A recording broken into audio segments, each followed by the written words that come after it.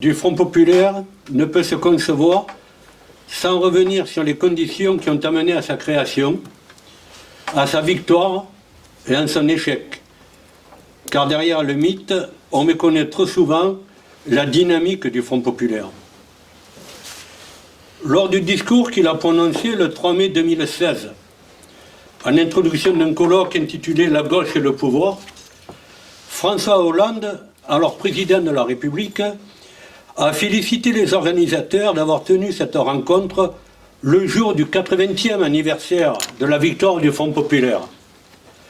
C'était un bon moyen, selon lui, je le cite, de faire des comparaisons utiles dans le temps, dans l'espace, et de tirer les leçons pour aujourd'hui.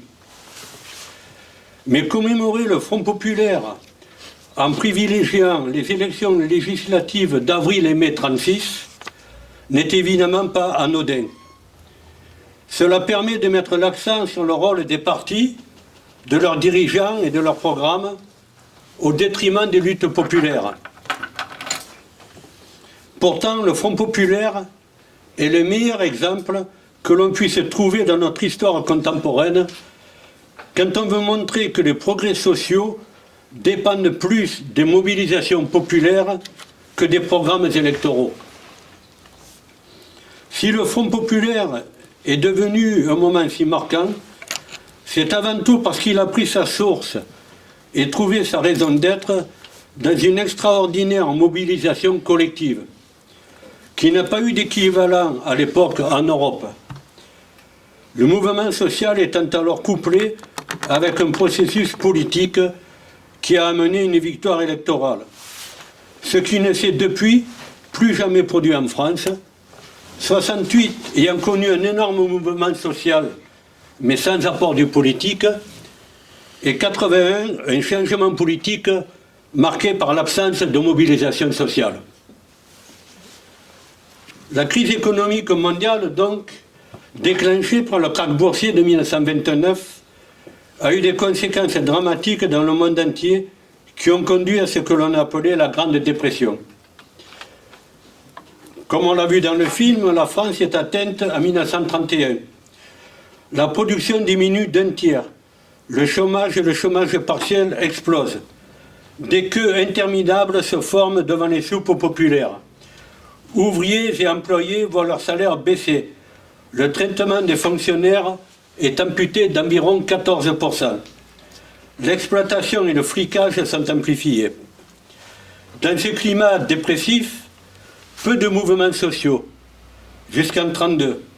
Et il faut attendre 1933 et notamment une grève très dure chez les 18 000 salariés de Citroën en région parisienne et la marche des chômeurs du Nord sur Paris, dont notre camarade Martha Desrumeaux fut une des organisatrices, pour que la classe ouvrière française sorte de sa léthargie.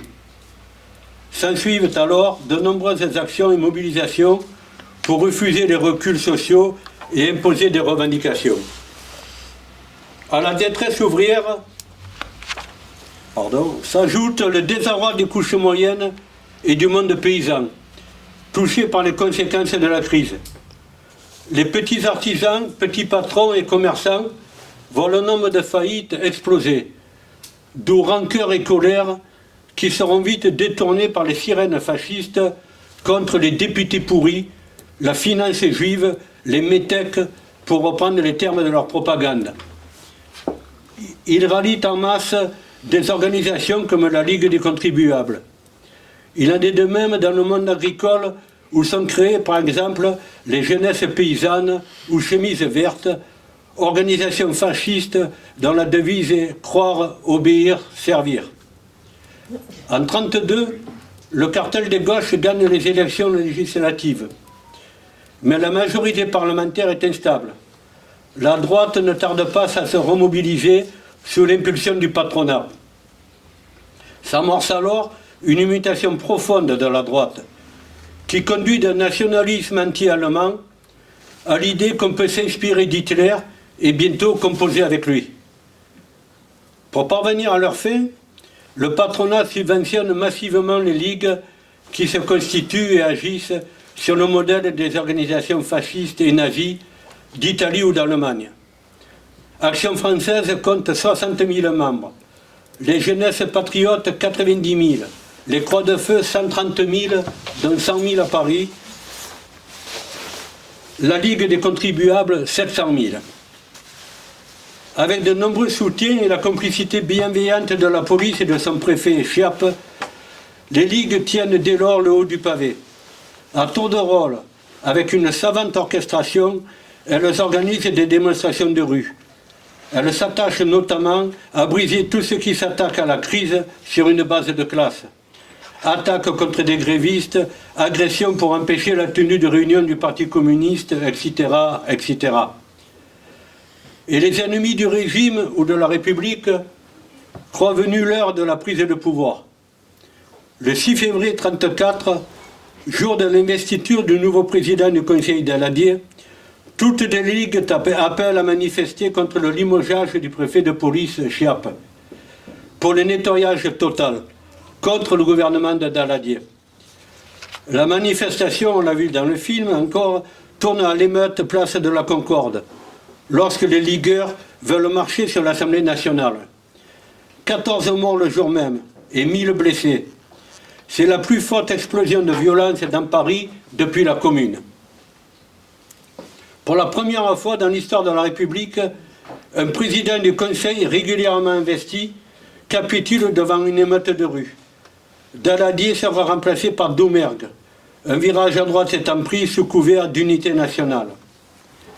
Après le 6 février, des responsables de l'armée déclarent, je cite, qu'elle se dispose psychologiquement et sentimentalement à intervenir dans les affaires politiques de la France.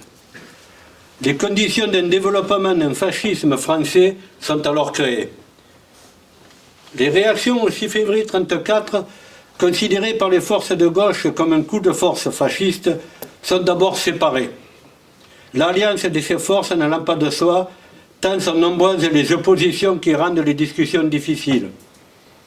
Le Parti communiste et la CGTU appellent le 9 février à une démonstration de force antifasciste. La répression de cette journée rouge, qui était interdite, est féroce. 4 manifestants sont tués, des centaines de blessés, plus de 1000 arrêtés.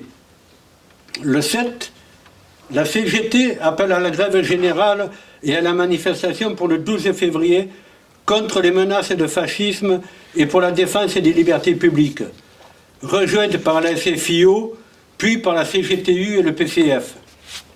La journée du 12 est un succès.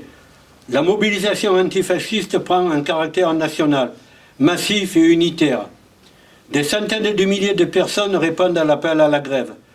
Plus de 300 manifestations sont organisées dans 85 départements pour défendre la liberté démocratique et la République. À Paris, les 2 cortèges se rejoignent en fin de manifestation au cri de unité.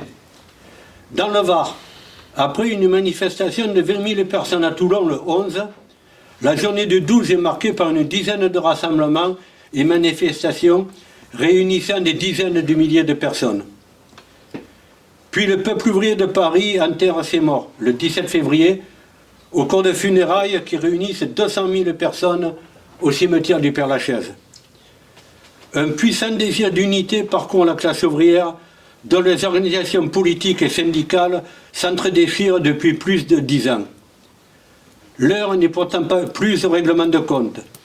Dans une période où la classe possédante semble se radicaliser, en 3 mois on dénombre 15 travailleurs tués sous les coups de la police ou de l'extrême droite, plus de 1300 blessés, 4000 arrestations et plus de 200 militants étrangers expulsés. Le 5 mars est créé un comité de vigilance des intellectuels antifascistes. Des initiatives unitaires fleurissent dans tout le pays. C'est le printemps des comités qui groupent dans des centaines de localités, de quartiers, les forces de gauche républicaines et antifascistes, qui deviendront par la suite les comités du Front populaire. Le 27 juillet 1934, un pacte d'unité d'action est signé entre la SFIO et le PCF. Il permet aux 2 formations d'engranger les succès lors des élections cantonales d'octobre 1934. C'est d'ailleurs durant cette campagne électorale que va apparaître pour la première fois à l'initiative des communistes qui engagent un tournant stratégique majeur, le fameux mot d'ordre Front populaire pour le paix, la paix et la liberté. Les élections municipales des 5 et 12 mai 1935 sont également un succès pour la gauche. Dans le Var, le 30 juin 1935, à l'occasion d'une élection législative partielle, le communiste Jean Bartoloni, Bartho, que nous sommes un certain nombre ici à avoir côtoyé, est élu. Il devient ainsi le premier député du Front populaire, qualificatif qui gardera jusqu'à sa mort en 1977. Le 14 juillet 1935, à l'appel du comité antifasciste intendant Pleyel, de nombreuses manifestations sont organisées dans toute la France. À Paris, les 500 000 manifestants adoptent le serment du Rassemblement populaire que l'on a pu voir dans le film. Un comité d'organisation du Rassemblement populaire est créé à cette occasion, auquel les dirigeants radicaux, jusqu'alors réticents, répondent positivement. Le Front populaire est né. Et cet élan unitaire va aussi permettre la reconstitution de l'unité syndicale brisée en 1921. Depuis 1934, les discussions sont âpres et difficiles. Elles butent pour l'essentiel sur les questions de l'indépendance syndicale et des fractions politiques dans les syndicats, en quelque sorte la charte d'Amiens. Quoi qu'il en soit, le 27 septembre, la CGT et la CGTU se mettent d'accord sur les principes de la réunification qui sera donc effective en mars 1936 au congrès de Toulouse. Le 12 janvier 1936, un programme élaboré par les différentes composantes du Front populaire est rendu public. Il est volontairement prudent. Face au fascisme, l'unité prime désormais sur toutes les autres considérations. On ne perçoit pas bien la nature de cet événement, la publication du programme, si on ne prend pas en compte le fait que le Front populaire n'est pas qu'une alliance électorale. Ce programme de revendication immédiate est le fruit d'un compromis entre une dizaine d'organisations aux multiples sensibilités, mais rassemblées par la commune inquiétude de la montée des ligues d'extrême droite en France et des totalitarismes en Europe. Et il sera ensuite signé par plus de 100 associations, partis et syndicats. Décliné donc autour des fameux triptyques paix, paix, liberté, le programme de la future majorité de Front populaire est divisé en deux grandes parties touchant aux revendications politiques d'une part et aux revendications économiques.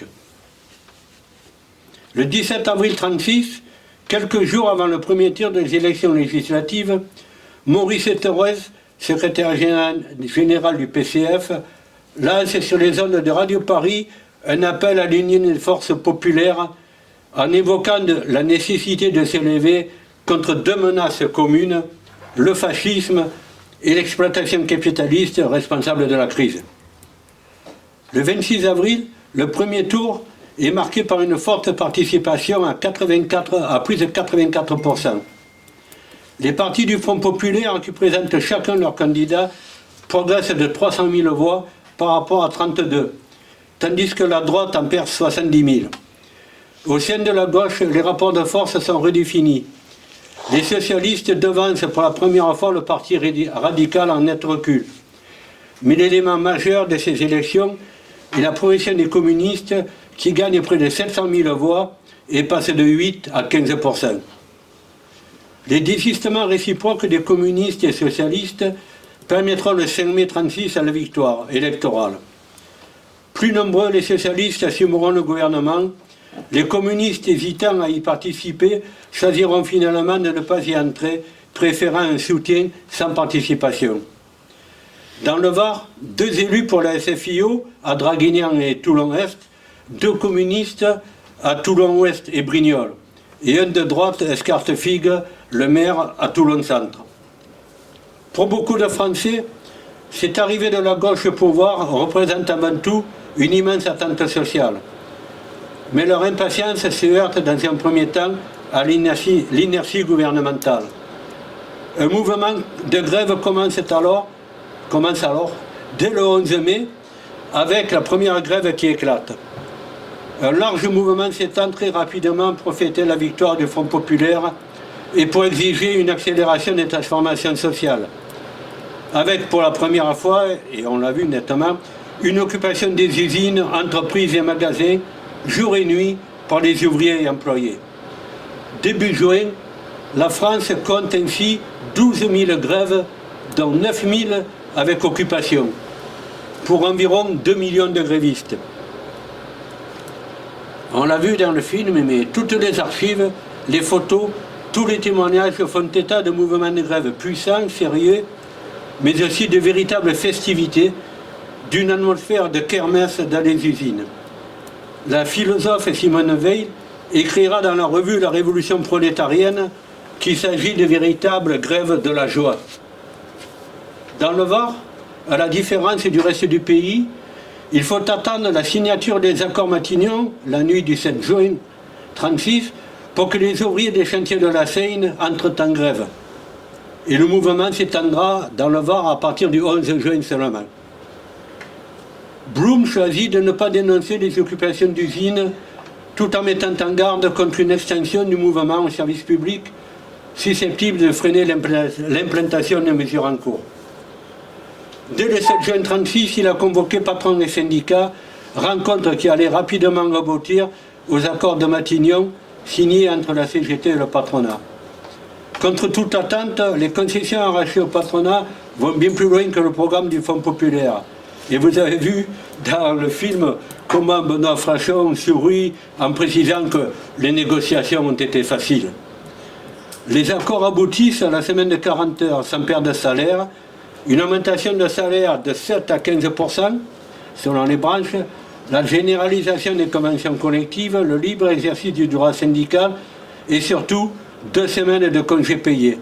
Dans les témoignages, c'est cette dernière mesure qui revient systématiquement comme quelque chose d'extraordinaire, de phénoménal. Au-delà de ces conquêtes, le Front populaire a mis en place des réformes durables qui ont bénéficié à l'ensemble des Français, comme dans l'éducation nationale ou encore la création de nombreuses infrastructures culturelles et sportives. Mais l'euphorie ne dure cependant qu'un temps. Dès l'été 1936, le Front populaire se divise sur le projet de soutien militaire de la France aux républicains espagnols confrontés au coup d'État des franquistes et des paricillaires et Mussolini. Blum et son gouvernement, cédant face aux Anglais, se prononcent pour la non-intervention de la France, même s'ils permettront une aide clandestine développée notamment par la CGT et le Parti communiste. Sur le plan économique, les difficultés reviennent également au galop. La hausse des prix annulant rapidement les salaires prévus par les accords Matignon. La coalition éclate une première fois en juin 1937, puis une seconde en 1938, devant le refus du Sénat d'accorder à Léon Blum les pleins pouvoirs financiers pour faire face à la crise.